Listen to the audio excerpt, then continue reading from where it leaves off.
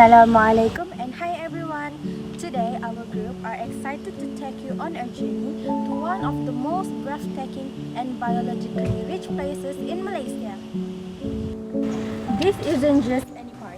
Kinabalu Park is a UNESCO World Heritage Site and it earned that title for it's one of the most important centers of biodiversity in the world.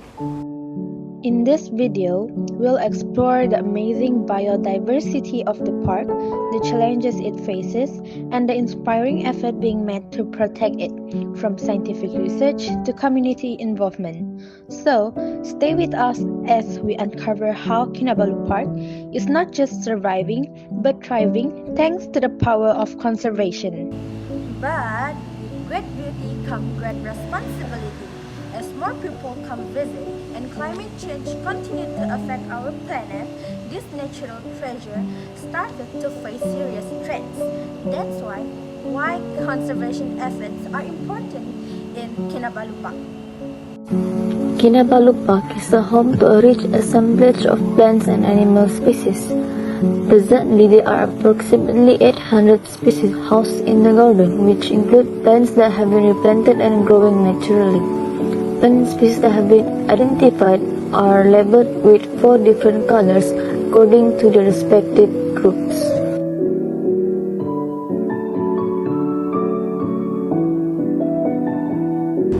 The first category is black label, which indicates common species.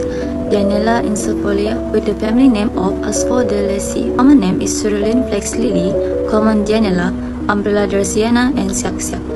This species is a native herbaceous plant that can be commonly found in the forests and rocky shores. It forms grassy clumps of long sword-shaped leaf and bears flower spikes of white, yellow, or light purplish-blue star-shaped flowers, followed by glossy bluish-purple berries. The striking fruit are thought to be toxic.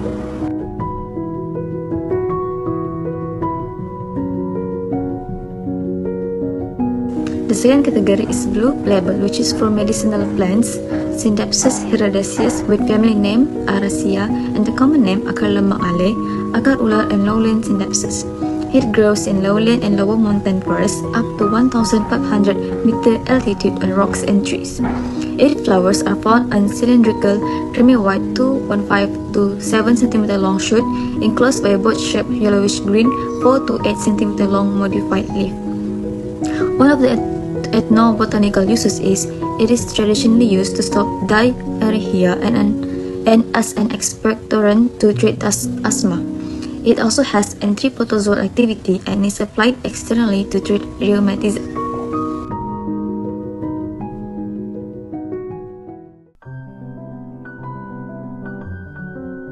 The third category is red label, which indicates endemic species, Nepenthes birdbirchi with the family name Nepenthaceae.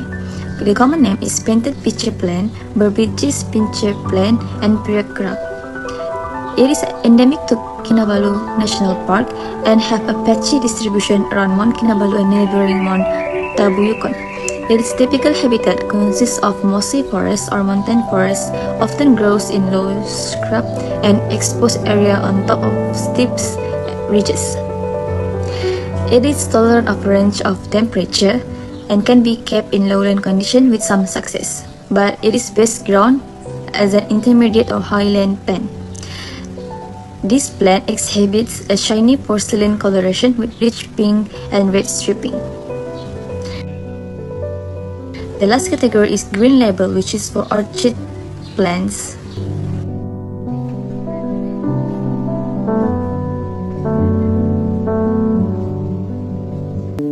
Kinabalu Park plays important role to protect our biodiversity and preserve our nature's treasures. They have many conservation efforts, and one of the conservation is in situ conservation. In situ conservation is protecting plants and animals in their original natural habitat. For example, butterfly tree.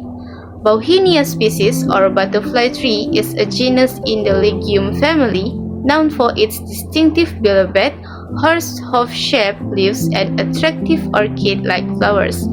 The genus includes large trees, shrubs, and climbers. This tree is believed to have traditional medicinal value and helps to enrich soil. Another conservation effort is ex situ conservation, which means protecting organisms outside their natural habitat under controlled environment, such as nursery and botanical garden. For example, is Burbage pitcher plant. This plant is a rare carnivorous plant that is endemic to Mount Kinabalu, Sabah. It lives in highland forests and uses its pitcher plant to trap insects for nutrient. Due to its sensitivity to environmental change, it is protected through ex situ conservation during extreme conditions such as drought. Both conservation have their own benefits. In situ conservation protects entire ecosystem, not just one species. It maintains natural balance and interactions and also allows species to survive and adapt naturally. Ex situ conservation effort provide extra protection for endangered species. It reduces risk of extinction during extreme events. It also supports research, education, and reintroduction to future generations.